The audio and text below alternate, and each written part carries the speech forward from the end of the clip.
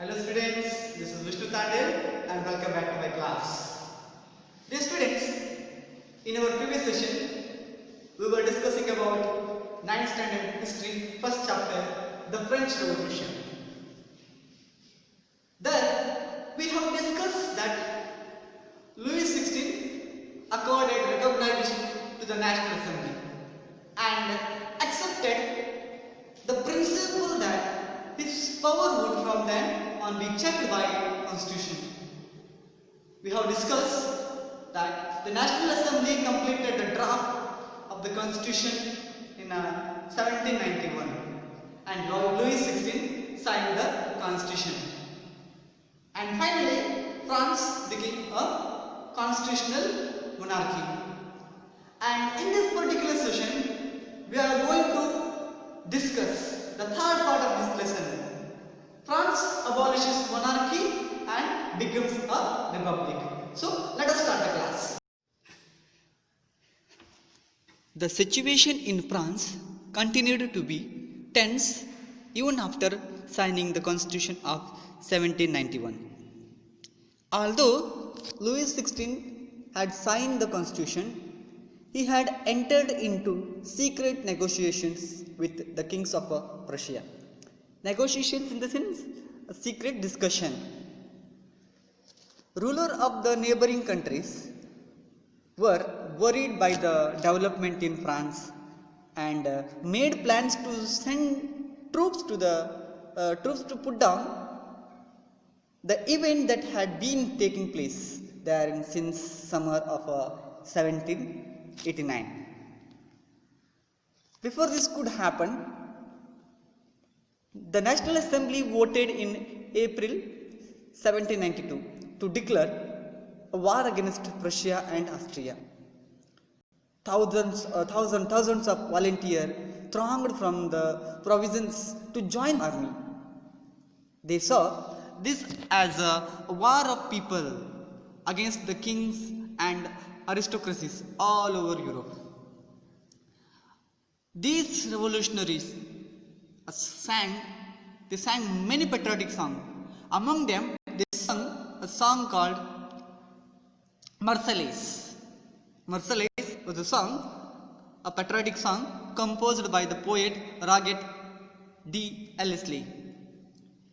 It was sung for the first time by volunteers from Marseilles as they marched into Paris, and so it got its name. The Marseillaise is now the national anthem of France. Now we need to understand what were the impacts of the Revolutionary War in France. The Revolutionary Wars brought losses and economical difficulties to the people. So we know that war brings only devastation, economical and other physical devastation. While the men were away fighting at the front, women were left to cope with the task of earning a living and looking after their families. Large sections of the populations were convinced that the revolution had to be carried further, as the Constitution of 1791 gave political rights only to the richer section of the society. We have learned that the Constitution of 1791 classified the population of France into two categories: passive citizens and active citizens. Active citizens were richer section of the people, and passive means they were poor who did not have a right to vote, and political rights were denied to these second passive citizens, poor people. Now, during this period, political clubs led an important role in the French Revolution.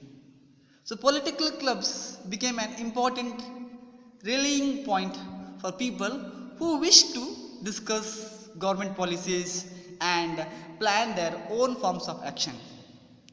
The most successful of these clubs was that of the Jacobins, which got its name from the former convent Saint Jacob in Paris. Even women too had been active throughout this period. Even women formed their own political parties, or they formed their own political clubs. So the member of the Jacobin club belonged to mainly to the less prosperous section of the society, means poor people. Third, we can call it the third estate people. They included small shopkeepers, artisans such as shoemaker, pastry cooks, watchmakers, printers, as well as servants and daily wages workers. The leader was Maximilien Robespierre. So Robespierre was the founder of Jacobin Club. A large group among the Jacobins decided to start wearing long strip trousers similar to those worn by dock workers. This was said to set themselves apart from the fashionable sections of the society, especially nobles who wore knee breeches. So this was the identification. This dress code, long strip trousers, were a symbol that they were different from first and second estates, means wealthier section of the society. So it was a way of proclaiming the end of power wielded by the wearers of knee breeches.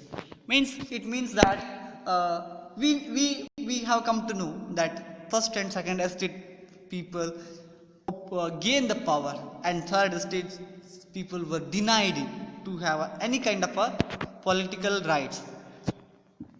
These Jacobin clubs came to known as the sans culottes. Literally means those without knee breeches. So the word sans culottes refers literally to mean without knee breeches. Sans culottes men wore in addition the red cap that symbolized liberty. However, women were not allowed to do so. Women were not allowed to participate in such kind of activities, or they were not supposed to wear such kind of dress. So women were denied to participate such performs or practices. The summer of 1792. So this period is known as the Jacobins insurrection. So insurrection in the sense actions which taken by the Jacobins. In the summer of 1792, the Jacobins planned an insurrection of a large number of Parisians who were angered by the short supply and high prices of food. So here during this period, 1792, there was a shortage of food supply and price was so high, and third estate people, poor section of people, especially Parisian, got angered. Now Jacobin club, they gathered them, and the Jacobin club made them to raise their voice against the government, monarchy. On the morning of August 10th, they stormed the palace of Tuileries and they massacred the king's guard. They killed and held the king himself as a hostage for several hours. Later, the assembly voted to imprison the royal family. Soon after these events, elections were held. From then, all men of 21 years and above, regardless of wealth, got the right to vote. So, after a long struggle, finally, men of France, men of 21 years and above, got the right to vote. The convention. So, what is convention? Convention is nothing but the newly elected assembly. The newly elected assembly was called as the convention. On 21st September 1792, the convention abolished the monarchy and declared France a republic. What do you mean republic? Republic is a form of government where people elect the government, including the head of the government. So there is no hereditary monarchy as it was existed in the France during the 18th century. So finally, the convention abolished the monarchy and declared France as a republic. Now we are going to learn very important part of this session, end of Louis XVI. So Louis XVI was sentenced to death by a court on the charge of treason. Here we need to understand the meaning of the word treason. Treason means a betrayal of one's country or government. Betrayal means on 21st January 1793, he was executed publicly at the place de la Concorde. Even the Queen Marie Antoinette met the same fate shortly after. So soon after the death of execution of Louis XVI, the princess, wife of Louis XVI, the Queen Marie Antoinette, she met with the same fate. Even she was executed publicly. Next, examination point of view, very important, the reign of terror. Reign in the sense administration of fear. Terror in the sense fear. Reign in the sense administration. So here this is very important part of this particular session. The period from 1793 to 1794 is referred to as the reign of terror. Reign of terror in the sense the administration of fear. Why the period of 1793 and 1794 as referred as the reign of terror? The reason is Robespierre followed a policy of severe control and punishment. All those whom he saw as a being enemies of the republic, ex-nobles, clergy, member of the other political parties, even member of his own party who did not agree with his method, were arrested. Later on, they were imprisoned and then tried by a revolutionary tribunal in the sense court. If the court found them guilty, they were guillotined.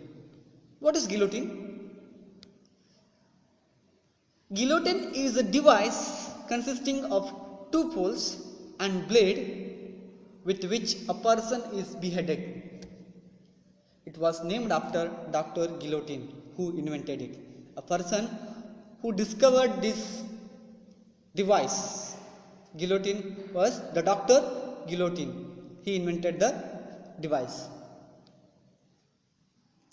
Now, another important aspect, part of this particular session is measures of Robespierre. So here, though Robespierre had followed very severe policies and measures, he introduced a lot of measurements, introduced a lot of revolutionary type of improvement in the society. Robespierre introduced many measures to bring the equality and remove the discrimination in the French society during the 18th century. So what were the measurements taken by Robespierre? First and foremost, Robespierre government issued law placing a maximum ceiling on wages and prices. This is a very important part, very important point is he issued laws placing maximum ceiling on wages and prices. Second measures that he introduced was meat and bread were rationed. Peasants were forced to transport their grain to the cities and sell it at prices fixed by the government. Now peasants were not supposed to sell the goods as per their wish or as according to their rate. Here peasants were forced to supply the grains to the market, city market, and they had to sell the goods at the rate that fixed by the government. The use of more expensive white flour was forbidden. All citizens were required to eat the pain de egalite. It's the equal bread or a loaf made of a whole wheat. Equality was also sought to be practiced through forms of speech and address. Instead of the traditional monsieur, which means monsieur means sir, and madame, which means madam, all French men and women were henceforth citoyen and citoyen means citizen. Soon after, churches were shut down and the buildings were converted into barracks or offices. Next part of this session is fall of Robespierre. So here Robespierre introduced or followed severe policies and punishment. This became the great drawback to Robespierre, and this became the reason of fall of Robespierre. So let us go with one by one. Robespierre pursued his policies so relentlessly that even his supporters began to demand moderation. His policies, he was strict with his policies. He did not want to change the policies. He did not wanted to make any changes in the policies. Though his followers felt they required some sort of a moderation, concession, but he was stick with his policy. He did not change. Finally, he was convicted by a court in July 1794. He was arrested and the next day sent to the guillotine. He was executed. Dear students, you need to remember a person who discovered the device called guillotine, even Dr. Guillotine, even he was executed by the same device who invented the device guillotine. So last part of this session is directory rules in France. The fall of the Jacobin government allowed the wealthier middle class to seize power. So when Robespierre's government fall, the wealthier section of the society, they seize the power, they grab the power. Then a new constitution was introduced which denied the vote to non-property section of the society. So in a previous class, we learnt that convention, the newly elected assembly convention, gave the power to vote all men of above 21 years. But the new constitution was introduced after the fall of Robespierre, and it denied the vote to non-property section of the society. Again, inequality was introduced. So Robespierre tried to sort out, remove the inequality and bring the equality in the society. But after fall of Robespierre, again the new constitution started to follow the discrimination policies. It provided two elected legislative councils. These then appointed a directory and executive made of 5 members. This was meant as safeguard against the concentration of power in one man executive as under Jacobins. So under Jacobins, all power was controlled by Robespierre. To avoid this